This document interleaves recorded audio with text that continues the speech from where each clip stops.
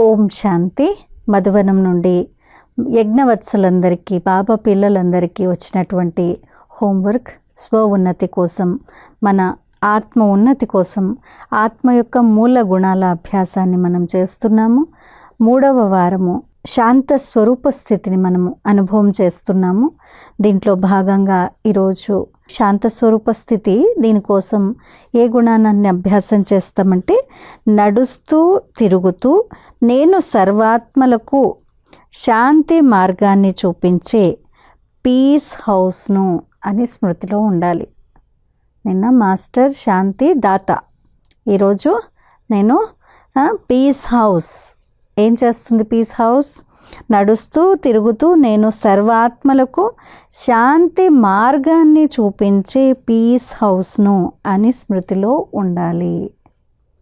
మరి దీనికోసము శక్తిని నింపుకునే అభ్యాసము, శాంతి ధామంలో శాంతి సాగరుడిపై మనస్సు బుద్ధిని ఏకాగ్రం చేసి శాంతిని లోతుగా అనుభవం చేసుకుంటూ నేను పీస్ హౌస్గా అవుతూ ఉన్నాను.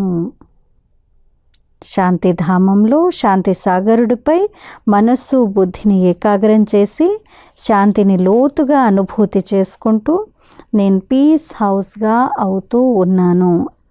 ఆత్మనైన నా నుండి శాంతి ప్రకంపనాలు నలువైపులకు వాయుమండలంలోకి దూరాల వరకు వ్యాపిస్తున్నాయి. ఆత్మలు మరియు ప్రకృతి శాంతిస్తున్నాయి అని అనుభవం చేయండి. మరొకసారి విందామా?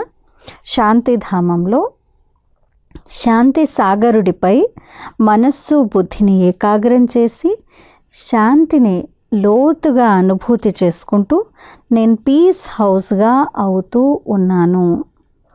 ఆత్మనైన నా నుండి శాంతి ప్రకంపనాలు నలువైపులకు వాయుమండలంలోకి దూరాల వరకు వ్యాపిస్తున్నాయి. ఆత్మలు మరియు ప్రకృతి శాంతిస్తున్నాయి అని అనుభవం చేయండి. అచ్చా. ఓం శాంతి.